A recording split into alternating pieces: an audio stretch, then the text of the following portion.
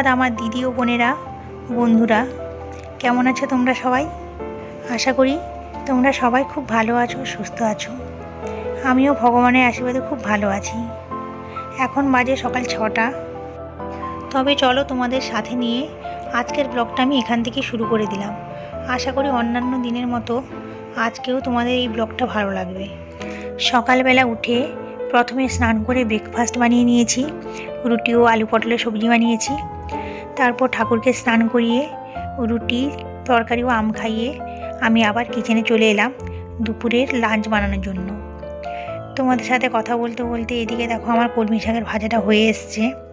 আর সকালবেলা ঠাকুরের ভোগ যখন বানাই তখন উচ্ছে ভাজাটা করে নিয়েছি।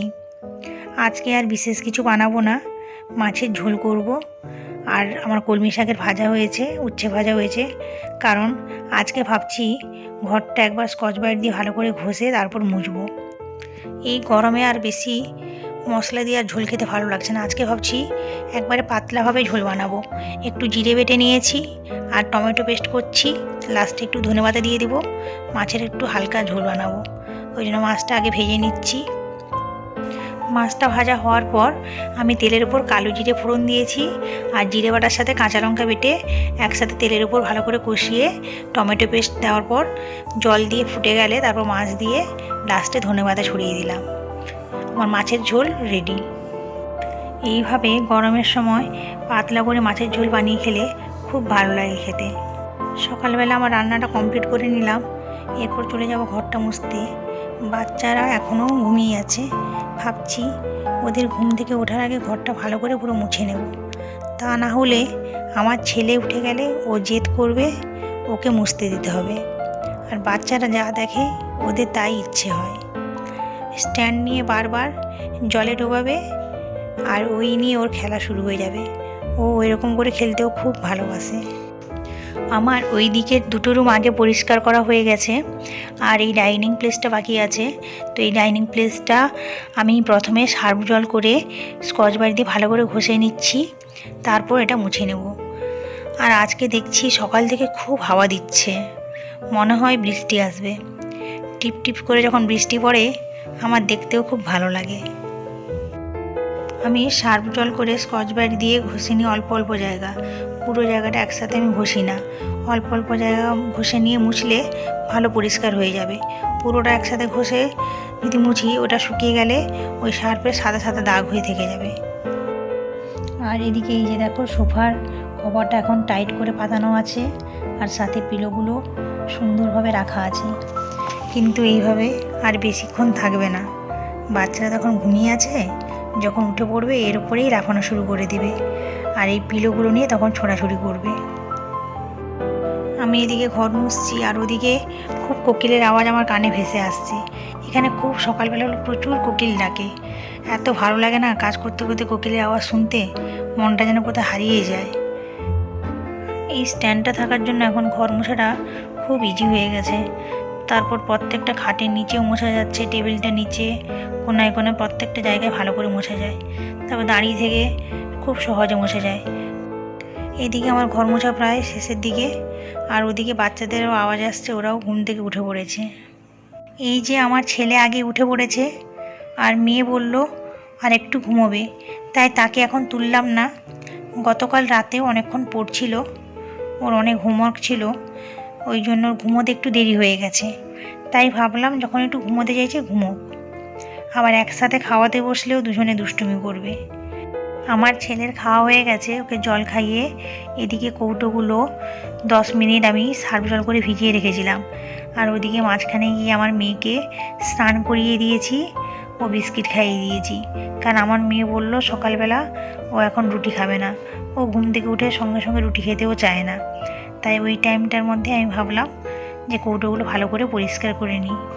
আর গরম জলে অল্প সার্ফ দিয়ে কৌটোগুলো ডুবিয়ে রাখলে ভালো পরিষ্কারও হয়। যে মশলাগুলো ছিল আমি সব এক এক করে বাটিতে রেখে দিয়েছি। এবার কৌটোগুলোকে ভালো করে ঘষে নিচ্ছি, যে তেলের চিটচিটে ভাবটা আছে ওতে ভালো করে পুরো পরিষ্কার হয়ে যাবে। তারপর ভালো করে ধুয়ে ওটাকে জল ঝরাতে রেখে দেবো। যখন জলটা ঝরে যাবে, পুরো শুকিয়ে যাবে, তারপর মশলাগুলো ঢেলে রাখবো। আর আমি একটা পুরনো ব্রাশ নিয়েছি, ওটা দিয়ে যেসব জায়গায় মশলা লেগে আছে ওই জায়গাগুলো খুব ভালো করে ঘষে নিচ্ছি, কারণ মশলাগুলো একটু যেসব জায়গায় লেগে আছে না ওগুলো শুকিয়ে গেছে, ওই জন্য কিছুক্ষণ ভিজিয়ে রাখার পর নরম হয়ে গেছে। এখন ব্রাশ দিয়ে ঘষে দিতে ভালোভাবে পরিষ্কার হয়ে যাচ্ছে। এইভাবে পরিষ্কার করলে ভালোভাবে পরিষ্কারও হয়ে যায়, আর কৌটোগুলো পরিষ্কার করার পর মশলা রাখলে দেখতেও খুব ভালো লাগে। ঘর মোছার এই স্ট্যান্ডটা ঘর মোছার পর আমি এইভাবে খুলে নিই, তো আজকে আমার ইচ্ছা হলো তোমাদের সাথে শেয়ার করতে। অনেকেই তোমরা জানো, যারা জানো না তাদেরকে দেখালাম। স্পুনের পেছনটা দিয়ে ওটা দেখলে এইভাবে চেপে খুলে নিলাম, তারপর ধুয়ে ভালো করে ওটা শুকিয়ে দেবো। কিন্তু ওটা লেগে থাকলে ভালো করে তো শুকানো যায় না, আর ভেজা থাকলে জিনিসটা তাড়াতাড়ি নষ্ট হয়ে যাওয়ার সম্ভাবনা থাকে। যাই হোক, ওটা আমি শুকিয়ে দিয়ে মশলার কৌটোগুলো জল ঝরাতে দিয়ে এলাম। মশলার কৌটোগুলো যখন জল ঝরে যাবে তারপর মশলাগুলো রাখবো। আর এদিকে আমার মেয়েকে সকালবেলা ব্রেকফাস্ট খাইয়ে দিচ্ছি। ও রুটি সবজি খায়, আমার ছেলে তো আবার রুটি সবজি খেতে চায় না, ও শুধু রুটি, আম আর কিউকাম্বার খেতে ভালোবাসে। আর এদিকে ওর অনেক হোমওয়ার্কগুলো আছে, ওগুলো করছে। আমার মেয়েকে খাওয়াতে খাওয়াতে আমি বললাম হোমওয়ার্কগুলো আমি করিয়ে দিই, কারণ অন্যদিন ফোন নিয়ে বসে যায়, ফোন নিয়ে বসে টাইম কেন ওয়েস্ট করবে, তার থেকে খেতে খেতে হোমওয়ার্কটা করে নিলে অনেক ভালো হবে। আর এই যে এদিকে চলে এলো আমার ছেলে, ওর দিদিকে হেল্প করার জন্য এসছে। এই যে এসেই দেখো তার দুষ্টুমি শুরু হয়ে গেছে।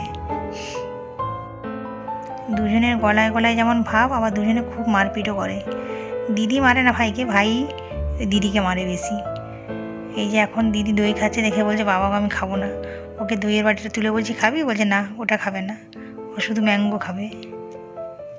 এই যে সব সময় মুখের ভঙ্গি দেখাতে থাকে আর দুষ্টুমি করতে থাকে। দিদি এখানে পড়ছে, দিদির খাতায় দেখছে কোথায় দাগ হয়েছে, ও ইরেজ করবে, দিদিকে ইরেজ করতে দেবে না। যাই হোক, আমার মেয়েকে খাওয়ানো হয়ে এসছে। এরপর ভাবছি গাছে জল দিয়ে দেবো, কারণ বেশি রোদ বেরিয়ে গেলে তখন আর গাছে জল দেওয়া যাবে না। আমি সকালবেলা একবার দিই, আর বিকালবেলা যদি মাটি ভেজা থাকে তখন আর দিই না। গাছে জল দিচ্ছি আর দেখছি গাছে বেশ সুন্দর সুন্দর ফুল হয়েছে। গাছে যখন ফুল হয় না, নিজের হাতে লাগানো গাছে, তখন মনটা আরও বেশি ভালো লাগে, খুব মনে আনন্দ হয়। যখন একটা একটা গাছে ফুল দেখি তখন খুব ভালো লাগে। জীবনে অনেক ছোটোখাটো জিনিস থেকে আমরা অনেক আনন্দ পেয়ে থাকি। যেমন একটা লঙ্কা গাছ লাগালে ওখানে যদি একটা লঙ্কা হয়, বাজারে কিনে আনা লঙ্কার থেকে ওই লঙ্কা খেয়ে অনেক বেশি আনন্দ লাগে, কারণ মনে হয় আমার নিজের হাতে লাগানো গাছ। সেরকম প্রত্যেকটা মানুষের জীবনে অনেক চাওয়া পাওয়া থাকে, কারোর জীবনে বেশি বা কারোর কম। কেউ কখনো বলতে পারবে না যে আমার মতো সুখী দুনিয়ায় আর কেউ নেই। প্রত্যেক মানুষের জীবনে সুখ দুঃখ দুই থাকে। জীবনে যেটা চেয়েছিলাম ওটা পেলাম না বলে মনে দুঃখ পেয়ে বসে থাকলে তো চলবে না। আমাদের যা কর্ম তা আমাদের করে যেতেই হবে। কর্ম যদি ভালো হয়, ফল একদিন ভালো হবেই, মনের দুঃখ একদিন দূর হবেই। তোমাদের সাথে কথা বলতে বলতে ওদিকে আমার গাছে জল দেওয়া হয়ে গেছে।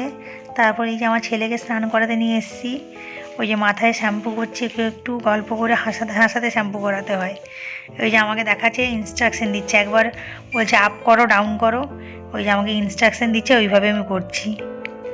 এই যে মাথায় জল দিচ্ছি, তারপর যখন মুখে আবার জল দেবো, মুখটা যখন ফেস ওয়াশ করে ধোয়াবো তখন বলবো আমার নোজটা চেপে রাখো, কারণ তার না হলে মনে হয় যে ওর নোজের মধ্যে জল ঢুকে যাচ্ছে। বন্ধুরা, আমার ব্লগ তোমাদের কেমন লাগলো অবশ্যই কমেন্ট করে জানাবে। আমার ব্লগ যদি তোমাদের ভালো লাগে তাহলে আমার চ্যানেলটিকে সাবস্ক্রাইব করে আমার পাশে থাকার জন্য অনুরোধ জানাই। আমার ভিডিও তোমাদের যদি একটুকু ভালো লাগে তাহলে লাইক করে দিও। আমার ছেলে মেয়েকে স্নান করিয়ে চলে এসেছি ঠাকুর রুমে দুপুরবেলা ঠাকুরকে খাওয়াতে। আর এই যে চকলেটটা খাওয়াচ্ছি আমার মেয়েকে, ওই পাশের ফ্ল্যাটের একজন তার আঙ্কেল ওকে দিয়েছিল। ও যেটা খায় আগে ঠাকুরকে দিয়েই খায়, ওই জন্য বললো মামা তুমি আগে ঠাকুরকে ওটা দিয়ে খাইয়ে দাও, তারপর আমি খাবো। ঠাকুরকে খাওয়ানো আমার হয়েই এসছে, এবার গিয়ে আমার ছেলে মেয়েকে খাওয়াবো, তারপর আমি নিজে খাবো। যাই হোক বন্ধুরা, আজকের ব্লগটা আমি এখানেই শেষ করছি। যদি আমার এই ব্লগটা তোমাদের ভালো লাগে তাহলে প্লিজ লাইক করে আমার চ্যানেলটিকে সাবস্ক্রাইব করে দিও। আজকের মতো চলি বন্ধুরা, নতুন ব্লগ নিয়ে আবার পরে দেখা হবে। টাটা, রাধে রাধে।